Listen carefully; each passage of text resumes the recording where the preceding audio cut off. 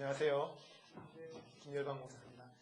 여러분 만나서 행복합니다. 여러분 얼굴에 지금 그리스도의 광채가 나고 있습니다. 햇빛 나고 한번 인사하시기 바랍니다. 얼굴에 빛이 나십니다. 성령 충만하십니다. 지금 이 자리에 성령님께서 실제로 임재해 계십니다. 전국과 전 세계에서 이 방송을 보고 계시는 성도 여러분, 지금 앉아 계시는 그 자리에 성령님께서 실제로 생수의 강같이 임재해 계십니다. 오늘은 이제 창세기 7장 홍수 심판에 대해서 말씀을 나누도록 하겠습니다. 1절에서 4절까지는 하나님께서 노아들어 방주로 들어가라고 하셨고 그것을 부탁하셨습니다. 그리고 5절부터 9절까지는 노아가 그 가족과 함께 방주에 들어가고 또한 짐승들과 곤충들도 들어가게 했습니다. 그리고 13절부터 16절까지는 방주에 들어간 자들에 대해서 다시 설명하고 있습니다.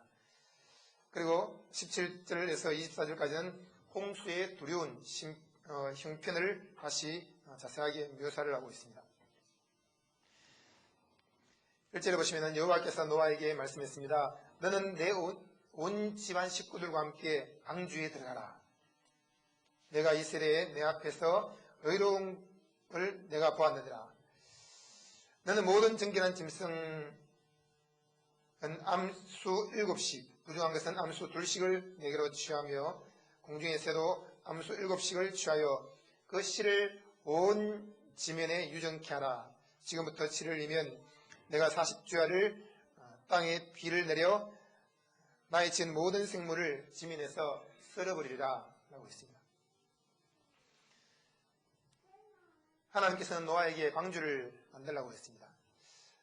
사람의 죄악이 세상에 관영해졌고 그 마음의 생각의 모든 계획이 항상 악할 뿐임을 보시고 땅 위에 사람 지으셨음을 한탄하시고 마음에 근심하며 이 창조한 사람을 지면에서 썰어버리고 새롭게 역사를 시작했다고 결심을 했습니다.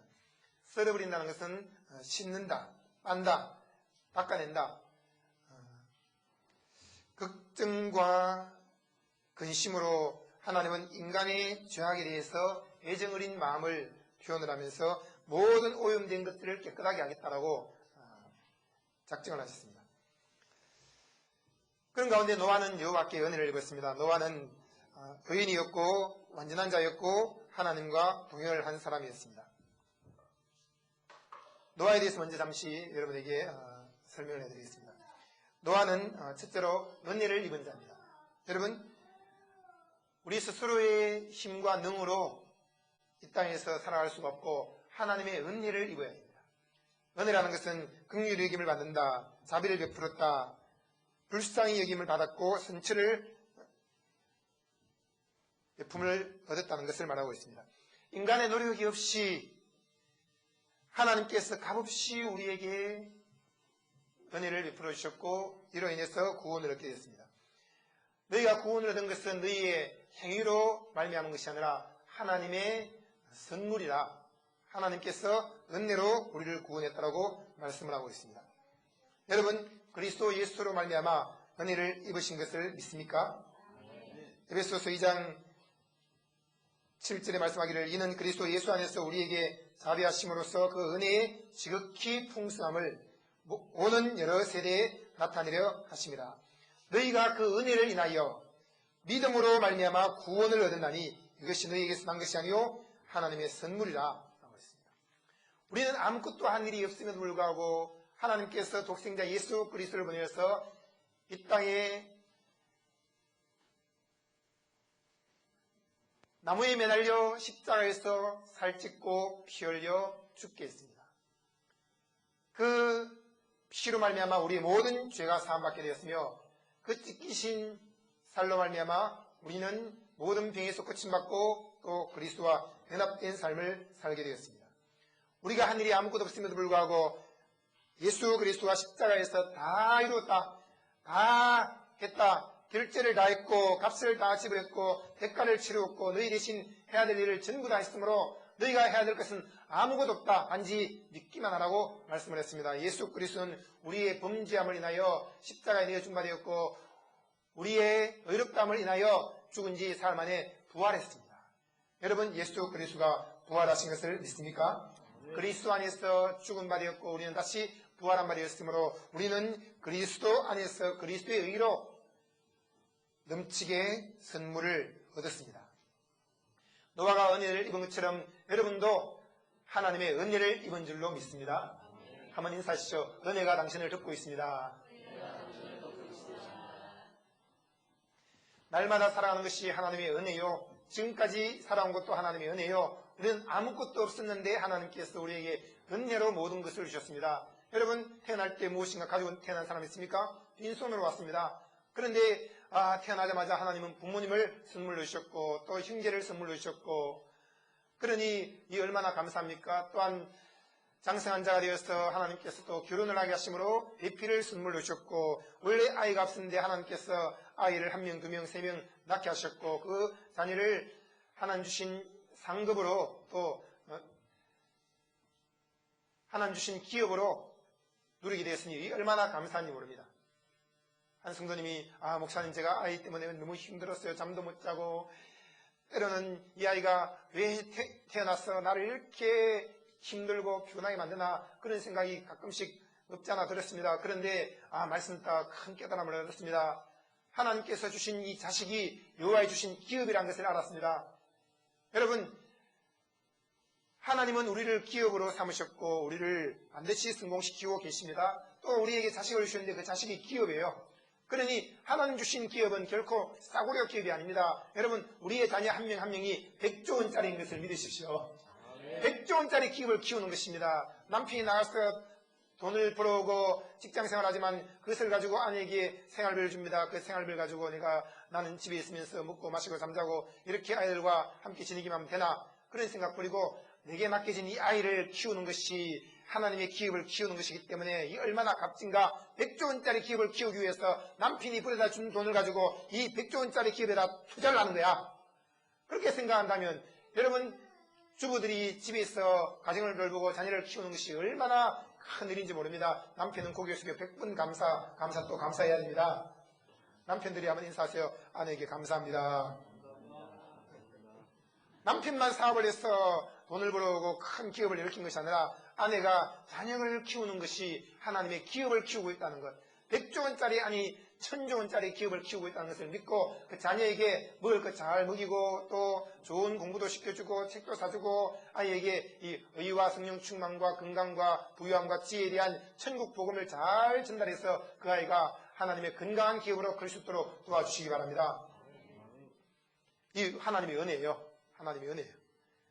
여러분, 그리고 또 이렇게 교회를 시작해서 수많은 성도들이 모여들게 하시고 또 우리 목자교회를 통해서 전 세계를 복음하도록 인도하시는데 원래 없었는데 하나님께서 주신 것입니다. 그러므로 이것도 하나님의 은혜요. 하나에서 열까지 전부 하나님의 은혜이므로 우리는 자나깨나 하나님 감사합니다. 감사합니다. 감사합니다. 하나님의 은혜를 찬양합니다라고 고백하는 것이 옳습니다. 왜 나에게 이것이 없나? 왜 저 사람과 나는 다른가? 비교하거나 내게 없는 것을 놓고 시기하거나 질투하면 그 사람은 하나님의 은혜를 망각한 사람이에요. 여러분, 늘 하나님의 은혜를 기억하며 내게 없는 것 한두 가지 놓고 불평하지 말고 내게 주신 것 99가지를 가지고 감사하고 주를 찬양하고 기쁨으로 그 모든 것을 누리며 살면 하나님께서 너가 지극히 작은 것에 충성하였으니 더 큰 것으로 너에게 맡기리니 너가 주인의 즐거움에 참여할지어다라고 말씀하시는 것입니다. 하나님께서 우리를 충성되이 여겨서 1달란트 주어서 잘 충성하니까 또 2달란트 늘려주시고 저에게도 하나님께서 4달란트 주셨다가 충성하니까 또 1달란트 늘려주셔서 5달란트를 가지고 또 사역을 하게 하시고, 여러분 5달란트 받은 자가 그 충성했을 때에 또 10달란트 주시고 또 게으르고 악한 그 1달란트를 빼앗아가지고는 또 주셨으니까 늘 1달란트 주신 거예요. 여러분에게도 늘 1달란트 주시기를 소원합니다. 여러분, 이렇게 해서 생육하고 번성하고 계속적으로 점점 더 커지는데 이 모든 것이 내게서 난 것이 아니라 하나님의 은혜라는 것입니다. 내 힘으로 할 때는 열매가 없습니다. 그러나 성령의 나타남과 은사를 통해서 일할 때는 쉽게 일을 하게 되고 열매가 있게 되어집니다. 그러므로 여러분, 하나님의 은혜를 더욱더 사모하고 그것을 인정하고 믿음으로 누리시기를 바랍니다. 한번 인사하세요. 하나님의 은혜를 누립시다. 둘째로 노아는 의인이었다고 했습니다. 의인이라고 할 때 행위로 말미암아 의로워질 사람이 아무도 없습니다. 노아가 완전한 자라고 했는데 여러분 그 완전하다는 것도 그가 율법적으로 완벽하게 살았기 때문에 완전하다는 의미가 아니에요. 여러분 믿음으로만 의로워질 수 있습니다. 여러분이 그리스도 안에서 모든 죄를 사함받고 의로워진 것을 믿습니까? 그 의로워진 것이 여러분 행위입니까? 아니면 믿음으로입니까? 여러분 믿음으로 의로워졌습니다. 그리스도 밖에 있을 때는 죄인이었습니다. 그리스도 안에 들어온 순간 여러분 그리스도 안에서 의인이 되셨습니다.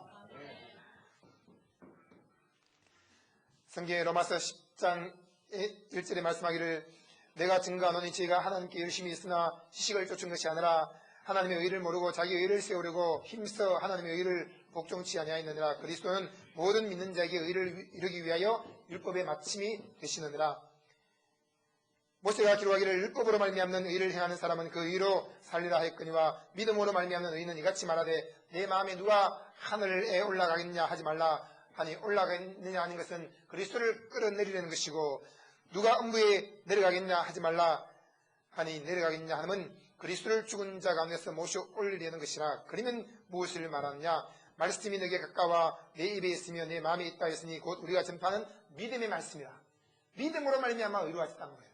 우리가 올라가려고 온갖 돌을 깎는 것이 하나님 보실 때는 심히 악한 것입니다. 이후에 또 나오지만 바벨탑을 쌓지 않습니까? 그 바벨탑은 단순한 탑이 아니에요. 신전입니다. 자기들이 탑을 쌓아서 올라가 하나님을 만나려고 한 것입니다. 이것이 사람들이 돛 닦는 거하고 똑같은 것입니다. 누가 올라가겠냐 하지 말라.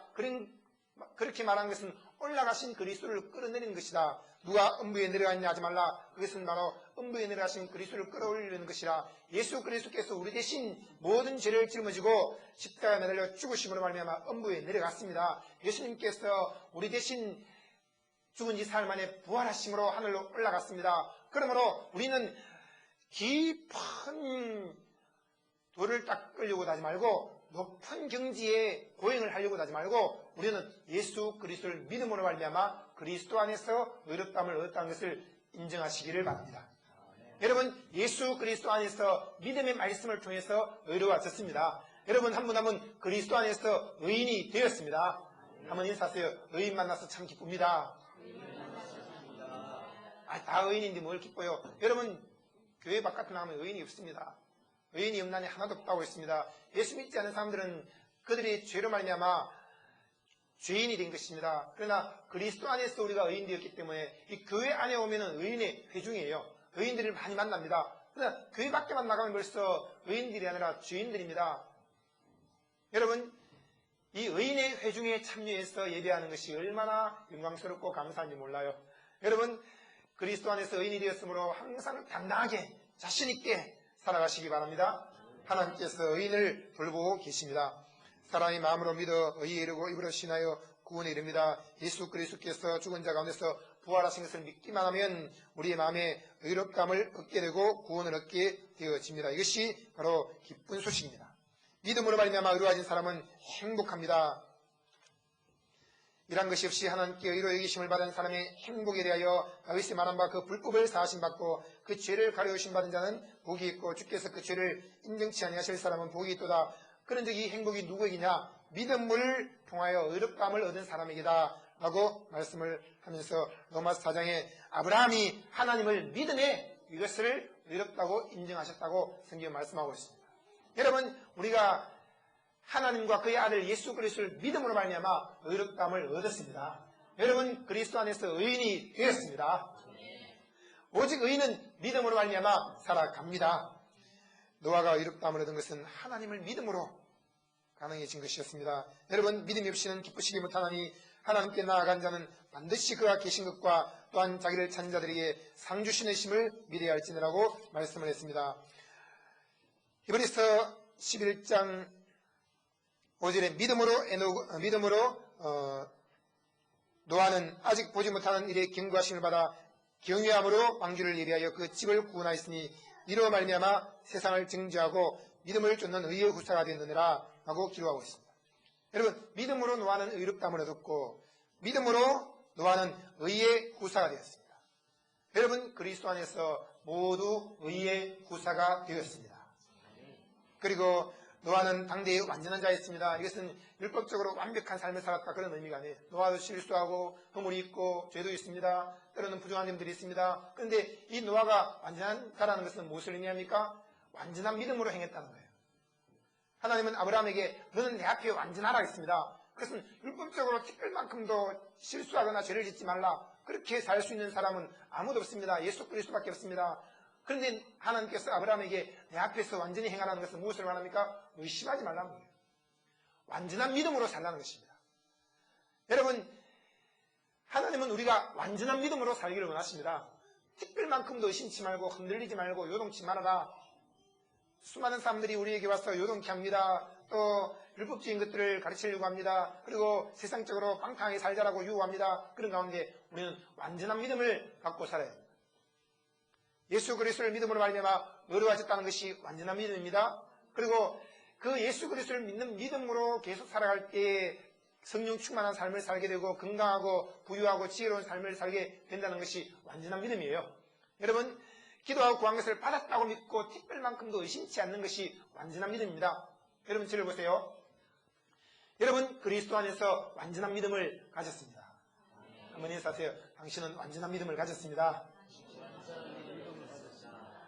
기도하고 구한 것을 받았다고 믿는데 중간에 현상을 보고 아이고 나는 여전히 아프고 통증이 있네. 아이고 나는 지금 결제해야 될 게 많아. 아이고 나는 꿈이 이루어질지 모르겠어. 지금 거꾸로 돌아가는 것 같아. 라고 생각하면서 현상과 현실을 바라본다면 그것은 의심이 들어오는 것입니다. 완전한 믿음이라고 할 수 없습니다. 하나님께서 아브라함에게 너는 자손이 하늘의 별과 같이 많아질 것이요 안에 모래와 같이 많아질 것이다 라고 했을 때 아브라함이 하나님을 믿음에 그것을 의로 여겼다고 했습니다. 여러분, 아브라함은 전혀 의심치 않았습니다. 그런데 중간에 어떤 의심을 했습니까? 아유, 이렇게 해서 되나요? 우리가 아이를 만들어야 되죠. 벌써 세월이 10년 지났는데 아이가 생기지 않고 있어요. 그러면서 사라가 그냥 자기 종을 밀어 넣어버렸습니다. 하가를 취해서 아이를 낳았는데 이스마엘이 되었습니다. 그때 그는 의심을 한 것입니다. 완전한 믿음에서 떨어진 것입니다. 그리고 한동안 하나님의 음성이 들리지 않고 하나님과 관계가 단절되어서 아브라함이 칠흑 같은 어둠 속에서 생활을 하게 되었습니다. 그리고 이제 때가 되었을 때 하나님께서 그에게 다시 나타나서 너는 내 앞에 완전히 행하라. 완전히 행하라. 그리고 아브라함은 하나님을 믿었고 그것을 하나님께서 의로 여기셨습니다. 여러분, 기도하고 구한 것이 있습니까? 꿈꾸는 것이 있습니까? 이미 받았다고 믿으십시오. 이미 성취되어졌다고 믿으십시오. 그리고 티끌만큼도 의심치 말고 믿음으로 계속 전진하십시오. 베드로에게 주님께서는 완전하기를 원했습니다. 그런데 무리를 첨벙첨벙 걷다가 그는 현상을 보았습니다. 현실을 보았습니다. 그 순간 사랑의 음성을 들었습니다. 그 순간 그는 물속으로 싹 빠져들어갔습니다. 그리고 주님이 그를 달려오셔서 잡아 일으키시면서 너는 완전한 믿음으로 행하라. 어찌하여서 의심했냐? 의심하지 말라는 거예요.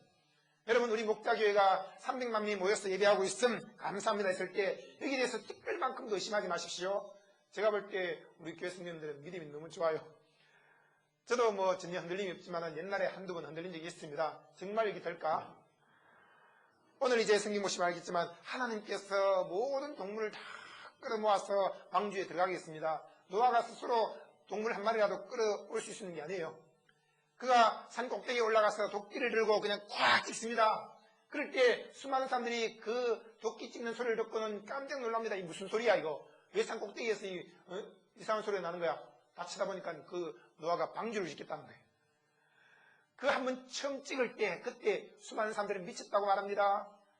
그런데 그 찍는 소리가 지구 반대편까지 들리기 시작했습니다. 그리고 지구 반대편에 있는 동물이 그때부터 움직이기 시작한 거예요. 아마 달팽이 같은 동물은 120년 동안 그 지구 반대편에서 키워왔을지 모릅니다. 120년 동안을 방주를 만들고 있으니까. 근데 그 산꼭대기에서 방주를 만드는데 누가 그걸 믿을 수 있겠습니까? 전부 정신 나간 사람이다. 아니면 뭐 치매 걸렸다, 망령 들었다, 온갖 별을 희한한 소리에 미쳤다라고 말할 것입니다. 그러나 그러든지 말든지 노아는 하나님의 음성을 들었고 순종해서 하는 것이. 여러분, 우리 목자교회가 300만 명 모였음 감사합니다 할 때 그 말하면서 첫 도끼를 찍을 때부터 지구 반대편에 있는 성도들이 움직이고 있습니다. 여러분, 지금 온 세상이 다 변화되어 있고 민족들이 구원을 얻기 위해서 준비되어지고 있습니다. 이 방송을 듣고 또 지금도 달려오고 있는 사람들이 있다는 것을 믿으십시오. 우리는 보이지 않지만 주변에 보이는 것이 적습니다. 그러나 하나님은 지금도 전 세계적으로 이 일을 하고 계시다는 것을 알 때 얼마나 놀라운지 모릅니다. 이 노아는 도끼질을 하면서 자기가 찍어대는 그 도끼 소리밖에 들리지 않았지만 그는 마음속에서 환상을 보고 꿈을 꾸면서 그는 믿음으로써 벌써 전 세계가 움직이고 있다는 것을 알고 있었습니다. 하늘나라가 움직이고 있고 우주 만물이 움직이고 있고 그리고 땅에 벌써 하나님의 일하시는 기운이 느껴졌던 거예요. 여러분, 완전한 믿음, 한번 구했으면 받았다고 믿고 흔들리지 않는 믿음, 꿈을 꾸었으면 그 꿈이 이루어졌다고 믿고 흔들리지 않는 믿음, 예수를 구주로 믿었으면 이미 얻었담을 얻었고 내 안에 천국이 들어와 있어. 나는 지금 죽어도 천국 들어가. 라는 그 믿음. 여러분, 하나님께서 우리를 구원했고 구원받은 자의 삶을 살 수 있도록 능력을 주시며 그리고 우리는 이해하지 못하지만 어쨌든 큰 꿈을 가지면 때가 되었을 때에 성령의 기름 부음이 나타나기 시작하면서 성령의 나타남과 은사를 통해서 그 일을 이루신다는 것을 믿으십시오. 저는 행정에 대해서 까막눈이었습니다. 그리고 조직, 관리, 또 사람들을 다루는 것들, 수많은 것들에 대해서 전혀 몰랐고 어려웠습니다. 그리고 제 주위에 있는 사람들을 계속 세워주는 거예요. 세워주는. 그것이 곧 사도적인 사역의 특징입니다. 계속 세워줍니다. 그러면서 사람 만나면 두려워 떨고 바울은 말하기를 내가 너희 앞에 섰을 때 늘 두려워 떨었다는 것입니다. 그런데 신기하게 제 주위에 오는 사람들이 다 세워지는 거예요. 세워지는 것이었습니다. 그러면 주님이 저희 목회를 하려면 수많은 양떼들을 이끌어가야 되는데 어떻게 해야 됩니까? 조직도 필요하고 행정도 필요하고 그리고 인사관리도 필요하고 다 필요한데 어떻게 해야 됩니까? 했을 때 저는 300만 명 모였으면 받았으면 감사합니다 하고는 기다리는 것입니다. 어떻게 기다립니까? 받았기 때문에 염려하지 않는 것이에요. 내 스스로 인간적인 머리를 굴려서 노력할 필요가 없습니다. 그러면 어떻게 됩니까? 때가 됐을 때 하나님께서 이 목회의 은사를 나타내심으로 그 일을 하게 하신다는 거예요. 지금 이제 그 은사를 나타내시니까 하나님께서 목회를 하게 하시는 것입니다. 여러분, 하나님께서 행정도 잘할 수 있도록 또 인사관리도 잘할 수 있도록 또 모든 조직도 정확하게 조직을 편성할 수 있도록 도우시는 것을 믿으십시오. 이것이 우리는 뭔가 경영학을 배우고 또 학위를 따고 전문 학원에 가서 배우고 그런 줄 알았는데 그것이 아니라 여러분 성령의 은사를 통해서 그것이 나타나게 되어지는 것입니다. 성령의 기름 부음이 여러분 속에서 지금도 일하고 있으며 꿈을 다 이룬다는 것을 믿으십시오. 그리고 과거에 했던 것처럼 계속 해야 되는 거 아니에요.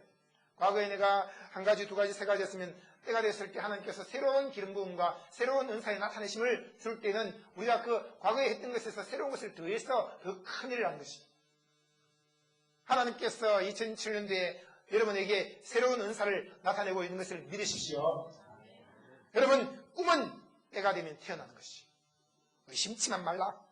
주님께서 말씀했습니다. 하늘에서 내리는 눈을 보아라. 이 눈을 셀 수 있을진데 너희 교회 성도들을 셀 수 있을 것이다. 주님이시여, 너무 황당한 이야기 아닙니까? 지금 우리 교회 성도들은 다 셀 수 있습니다. 근데 눈은 못 셉니다. 그래, 눈을 셀 수 있을 텐데 너희 교회 성도 숫자를 셀 수 있을 것이다. 사랑하는 종아, 너가 저 가을에 떨어지는 수많은 낙엽들을 그 낙엽을 지금 밟고 산책을 하고 있는데 이 낙엽들을 셀 수 있을 텐데 너가 너희 교회 성도들을 셀 수 있을 것이다. 주님이시 차라리 나무를 세라고 하지 낙엽을 세라고 하는 말도 안 됩니다. 또 봄이 되어서 산책할 때 너가 이 푸르른 잔디밭에 있는 수많은 잔디들을 셀 수 있을 텐데 너희 교회 성도들을 셀 수 있을 것이다. 주님이시 꽃을 세라고 하지 잔디를 세라고 합니까? 어떻게 잔디 숫자를 다 셀 수 있습니까? 그래, 너희 교회 성도도 셀 수 없이 많이 모여들 것이다. 여러분, 이 일에서 완전한 믿음을 갖고 있습니까? 여러분은 흔들림이 없이 항상 견고한 것을 제가 확신하고 있습니다. 이처럼 완전한 자라는 것은 완전한 믿음을 가진 자, 댓글만큼도 의심치 않는 이 계자씨만큼의 믿음을 가진 자를 말씀하고 있습니다. 그리고 노아는 하나님과 동행한 자였다고 했습니다. 여러분, 믿음을 가진 사람만이 동행을 할 수 있습니다. 성령이 임한 사람은 꿈을 꾸고 환상을 보고 예언을 말하는데 우리도 성령 받은 사람들이기 때문에 성령 안에서 꿈을 꾸고 환상을 보고 예언을 말하면서 성령과 동행하는 삶을 살고 있습니다. 아침에 일어나면 성령님 안녕하세요. 오늘도 참 좋은 날입니다. 성령님께서 저와 함께 계시니 얼마나 기쁘고 행복한지 모르겠습니다. 성령님 사랑합니다. 사랑합니다. 성령님이 나의 전부이십니다. 여러분, 솔로몬이 술람 여인과 사랑을 나눈 것처럼 오늘 우리 그리스도인들은 술람 여인이에요. 예수 그리스도는 솔로몬 왕과 같습니다. 여러분, 거기에 나오는 표현들을 보시죠. 얼마나 사랑이 깊고 달콤하고 그냥 풍성합니까? 그런 사랑을 우리가 나누는 것이. 저도 가면 갈수록 주님을 더 사랑하고 있는데, 이야, 솔로몬을 사랑한 술람 여인처럼 내가 주님을 그렇게 사랑하고 있구나. 부부관계도 마찬가지예요. 복음을 깨닫고 사랑을 회복하게 되면 술람 여인이 솔로몬을 사랑한 것처럼 아내가 남편을 사랑하고, 솔로몬이 술람 여인을 사랑한 것처럼 이 남편이 아내를 사랑하는 것입니다. 여러분, 거기는 그치는 것이 없습니다. 너무너무 풍성하고 달콤하고 행복한 사랑이 있는 거예요. 부부간의 사랑도 완전히 회복되었습니다. 주님과의 사랑도 완전히 회복되었습니다. 저는 결혼한 지 15년 됐는데 무슨 그런 이야기 하세요? 그렇지 않습니다. 결혼한 지 15년 됐기 때문에 벌써 사랑이 식어졌다는 것은, 그것은 올바른 사랑이 아닌 그리스도 안에서 사랑이 아닙니다. 다시 처음 사랑을 회복해서 정말 처음 만났을 때 신혼여행 다니고 데이트하고 할 때 그 사랑, 그 이상으로 뜨거운 사랑을 하는 것이 주님이 원하시는 뜻입니다. 여러분, 하나님과 동행하면서 하나님을 마음을 다하고 목숨을 다하고 힘을 다하고 뜻을 다해서 사랑하시길 바랍니다. 그 이전에 하나님께서 먼저 우리를 그렇게 사랑하고 계십니다. 하나님은 여러분을 사랑하십니다. 마음을 다해 사랑하십니다. 목숨을 다해 사랑하십니다. 힘을 다해 사랑하십니다. 뜻을 다해 사랑하십니다. 하나님은 그 아들 예수 그리스도를 내어주기까지 여러분을 뜨겁게 사랑하고 계십니다. 그리고 노아는 집을 구원했습니다. 여러분, 11장 7절 보시면은 노아가 아들들과 아내와 자부들과 함께 홍수를 피해서 방주에 들어갔다고 했습니다. 여러분, 방주는 이 구원을 얻을 수 있는 울타리를 말하고 있습니다. 이 방주에 들어갔다고 했을 때 가족들이 다 들어갔습니다. 13절에는 곧 그날에 노아와 그의 아들, 다 함께 읽겠습니다. 13절, 14절 시작. 곧 그날에 노아와 그의 아들 셈, 함, 야벳과 노아의 처와 세 자부가 다 방주로 들어갔고, 그들과 모든 들짐승이 그 종류대로, 모든 육축이 그 종류대로, 땅에 기는 모든 것이 그 종류대로, 모든 새 곧 각양의 새가 그 종류대로, 무릇 기식이 있는 육체가 둘씩 노아에게 나와 방주로 들어갔다고 했습니다. 여러분, 노아는 그 가족의 목자였어요. 여러분, 가족의 목자로서의 실패한 사람이 누구였습니까? 아담입니다. 하나님은 아담의 목자가 되셨습니다. 그리고 아담을 만드시고 난 다음에 에덴 동산이라는 곳에 두셨습니다. 에덴 동산은 양의 울타리입니다. 하나님께서 울타리를 만드시고 거기에 아담을 두어서 아담을 지키고 보호했습니다. 그리고 그것을 관리하고 누리게 했습니다. 그런데 이 아담은 혼자 있을 때는 자기 혼자서 거기에서 마음껏 누리고 즐기며 살면 되었습니다만, 그에게 이제 하와라는 새로운 동반자가 생겼습니다. 그랬을 때 그 하와는 아담 머리 위에 있는 것이 아닙니다. 아담의 아내로서 그를 돕기 위해서 지음받은 사람이에요. 그랬을 때 이 아담이 하와에 대해서 목자 역할을 했어야 되는 것이에요. 목자가 무엇이랍니까? 지키고 보호해줘야 되는 거예요. 목자는 먼저 양에게 먹입니다. 그 다음에 그 양을 책임집니다. 양에게 지키고 보호해줍니다. 그런데 이 아담은 그렇게 하지 못했어요. 하나님은 목자로서 아담을 지키고 보호해주고 그에게 미리 말씀하셨고 모든 것을 다 베풀어 주셨습니다. 그런데 아담은 하나님을 본받아서 하와에게 그렇게 했어야 됨에도 불구하고 그는 그렇게 하지 않았어요. 그러니 하와가 뱀과 대화를 나누고 있습니다. 이 선악과를 따먹어도 죽지 않아 하나님처럼 될 거야 라고 했을 때 그 옆에 누가 있습니까? 목자인 아담이 있었던 거예요. 그러면 이 아담이 목자로서 그 하와를 빨리 그를 부르면서 하와여, 너는 그 뱀과 사귀면 안 돼. 뱀의 말을 들으면 안 돼. 내가 분명히 너에게 일러줬지 않나. 절대로 그 선악과를 따먹으면 안 되는 거야. 하나님 말씀을 정확하게 인용해야 되는데 인용을 잘못했어 라고 하면서 왜 하나님 말씀을 변질시키는 거야? 그리고 면서 목자 역할을 해야 되는 거예요. 그런데 아담은 목자 역할을 하지 않고 지켜봤습니다. 이것이 사꾼 목자의 역할이었어요. 최초의 사꾼 목자가 아담이었어요. 그냥 지켜만 보는 거예요. 멀리 떨어져 있는 것이 아니라 곁에 있었습니다. 지켜보면서 이거 어떻게 되는가 한번 보자. 저 하와라는 양이 사나 죽나 한번 보자. 지켜보고 있었던 것입니다.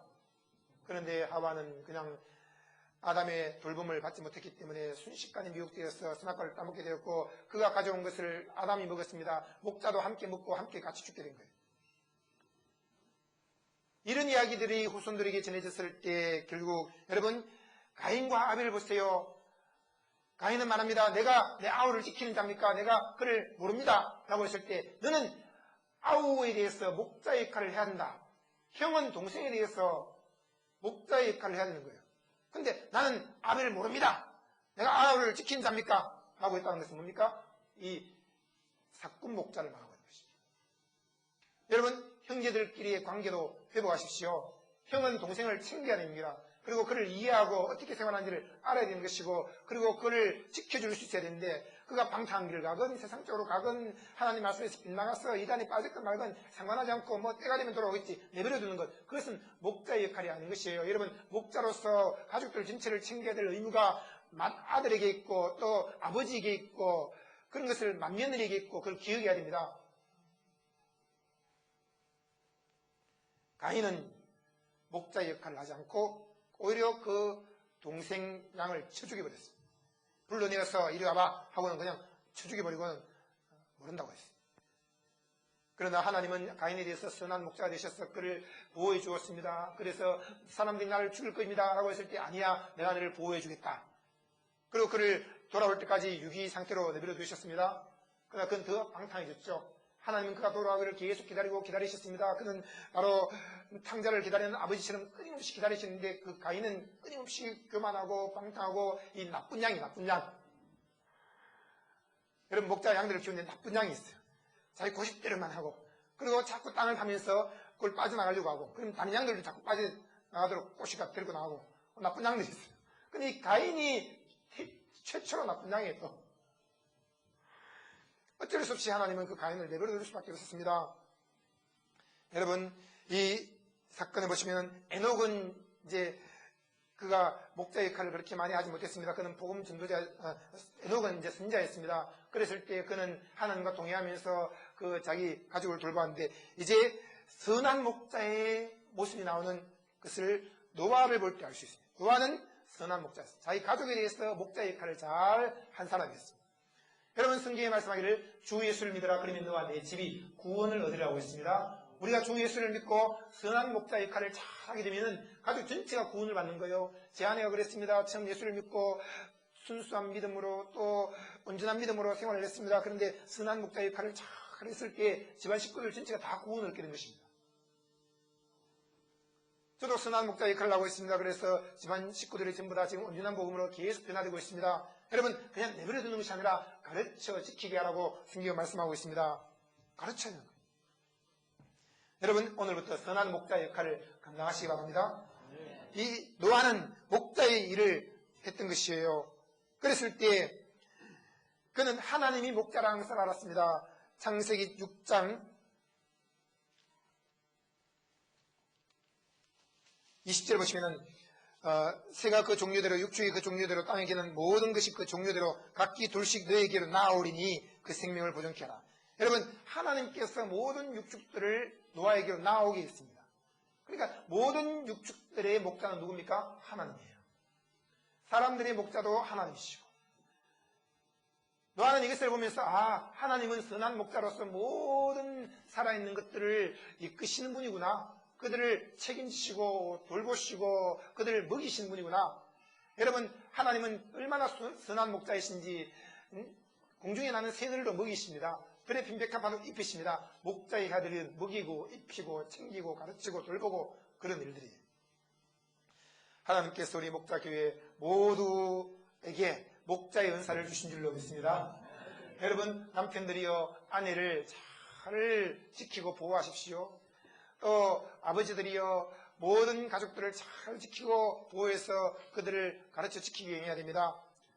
저에게 목자의 은사가 나타나고 있을 때 저는 가족들을 그냥 내버려두지 않았습니다. 이제는 좀 자유롭게 내버려둬 아이들이 마음껏 자기 생활할 수 있도록 내버려둬 그렇게 말하면서 그들을 세워주는 것만 집중했지만 목자의 은사가 나타날 때는 세워주는 것도 중요합니다만 그들을 잘 돌보는 게 중요한 거예요. 그래서 목자들의 대표적인 특징이 뭐냐? 다스리는 것입니다. 다스린다고 할 때 강포로 다스리고 막대기로 친다는 그런 의미가 아니라 이 지팡이를 가지고 다스립니다. 지팡이는 방향을 인도하고 그리고 막대기가 있습니다. 막대기는 엉뚱한 데로 빠져나가면 탁 치는 거예요. 그렇게 해서 안으로 들어올 수 있도록 도와주는 거예요. 그 일을 합니다. 그리고 처음부터 탁 세게 치는 게 아니라 훅 찌르는 거예요. 찌르는 일을 합니다. 그래서 찔러서 주의를 기울이게 만들고 그런 역할. 여러분, 이 목사가 가정 전체에 또 교회 전체의 방향을 이끌어주는 그런 비전을 제시하고, 그리고 또 그들이 울타리 밖으로 넘어가지 않도록 이단이나 사술과 온갖 세상적인 기원으로 빠지지 않도록 그들을 울타리를 쳐주는 일, 이 일을 목자가 하는 것이죠.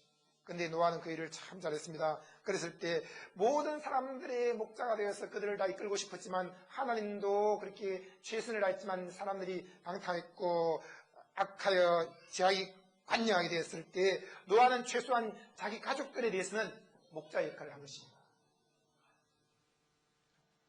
여러분 한 분 한 분 가족의 목자로서 가정을 잘 지키고 돌보고 잘 먹이시기 바랍니다. 그리고 특히 엄마들은 식구들을 잘 먹이는 일에 최선을 다해야 돼요. 자기 식구들은 먹다 남은 거 먹이고 손님들 오면 그냥 상다리 부러지게 차리는 건 그거는 그 목자가 해요. 저도 옛날에 몰랐을 때 손님들에게는 잘 차려주면서 집안 식구들에게 먹다 남은 거 줄 때가 있습니다. 그런데 저는 뼈저리게 회개하고 하나님 앞에서 돌이켰습니다. 이제는 여러분에게 최선을 다해서 잘 먹이려고 지금 최선을 다하고 있습니다. 여러분 중에서 이 어머니들은 집안 식구들을 잘 먹이십시오. 집안 식구들을 잘 입히십시오. 그래서 잠언 31장에 보면 그 어머니가 집안 식구들을 잘 먹이고 잘 입히고 그 집안을 잘 돌봄으로 현수관 여인으로서 남편이 인정받고 온 마을 사람들에게도 칭송을 받았다라는 이야기가 있습니다. 우리 할렐루야 찬양 부르겠습니다. 한번 인사하시죠. 참 좋은 목자이십니다. 우리 두 손을 들고 할렐루야 찬양하겠습니다.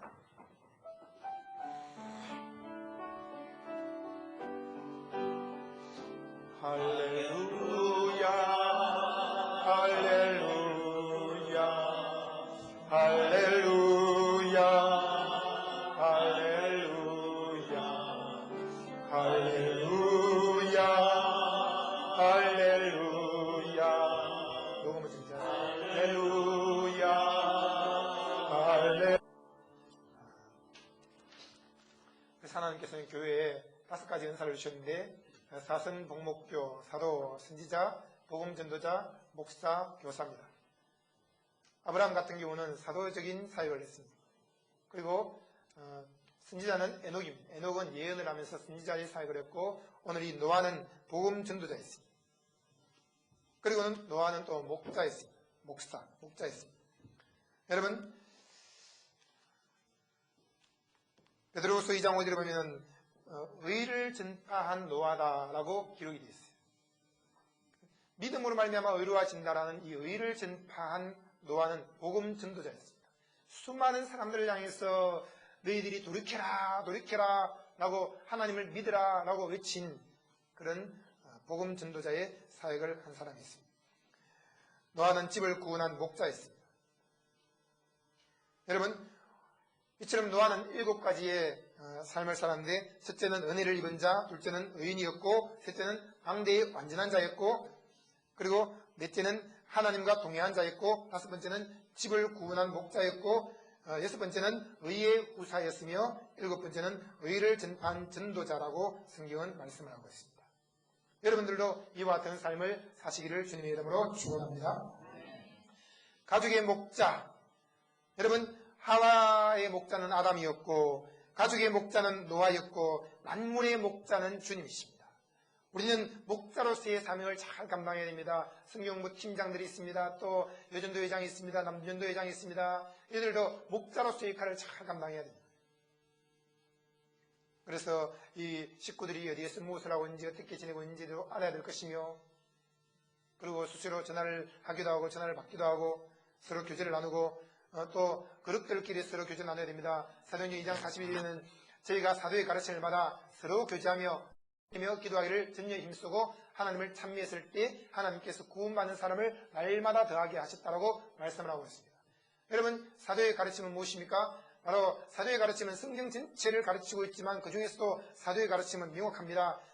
바울이나 베드로나 또 수많은 사람들이 가르침을 베풀었습니다. 그러나 사도의 가르침이라고 할 때는 그들이 성경 전체를 이야기하면서도 예수 그리스도가 죽으시고 부활하셨다라는 이 복음을 정확하게 선포하는 거예요. 그래서 고린도후서 13장 13절에는 주 예수 그리스도의 은혜와 라고 이야기하고 있습니다. 주 예수 그리스도를 보세요. 이 삼각형이 있다면은 바로 사도의 가르침은 주 예수 그리스도의 은혜가 가장 위에 있습니다. 그러면서 그것을 절정으로 선포하는 거예요. 예수를 믿음으로 의로워집니다. 예수를 믿음으로 성령 충만해집니다. 예수를 믿음으로 부유해집니다. 예수를 믿음으로 건강해집니다. 예수를 믿음으로 지혜로워집니다. 예수를 믿는 사람은 그 안에 천국이 임했습니다. 예수님이 십자가에서 다 이루었습니다. 두려워 말고 믿기만 하십시오. 이것이 사도의 가르침. 그것이 절정을 이루는 거예요. 이것을 선포할 때 폭발적인 부흥이 일어납니다. 그리고 하나님의 사랑과 성령의 교통하심이 있습니다. 하나님의 사랑은 창세기부터 계시록까지 전부 펼쳐지고 있습니다. 오래 참으시는 사랑. 그리고 가인도 사랑하시고 하나님은 노아도 사랑하시고 또 수많은 사람들을 다 사랑하시는 죄인들을 오래 참으시는 하나님의 사랑. 경건치 않은 자를 사랑하시고 그리고 죄인 되었을 때 우리를 사랑하셨고 또 하나님을 떠나 있을 때 우리를 사랑하시는 그 사랑. 그러므로 하나님의 사랑은 창세기부터 계시록 전체를 통해서 펼쳐지고 있으므로 성경 전체를 다 잘 풀어서 가르침으로 하나님은 이런 분이십니다. 하나님은 지금도 우리를 사랑하십니다라고 외치는 것. 그리고 또한 성령의 교통하십니다. 성령님과 친밀한 교제를 나누고 성령과 함께 살아갈 수 있도록 도와주는 것. 그리고 하나님의 말씀을 가르칠 때도 성령의 감동을 따라 잘 적용하는 것. 여러분 이 성경 말씀을 아무리 문자적으로 히브리어 헬라어적으로 읽는다고 해도 성령의 감동이 없으면 적용이 안 되는 거예요. 그러니 제가 이 창세기를 강의하면서도 여러분에게 강력하게 적용을 시키지 않습니까? 아담이 하나님의 낯을 피했습니다. 또는 가인이 안색이 변했습니다. 라는 말씀이 그냥 읽고 지나갈 수 있습니다. 그런데 지난주에는 가인이 안색이 변했습니다. 얼굴을 찡그렸습니다. 여러분 중에 찡그린 사람은 얼굴을 펴세요. 그런 말 있지 않습니까? 이것은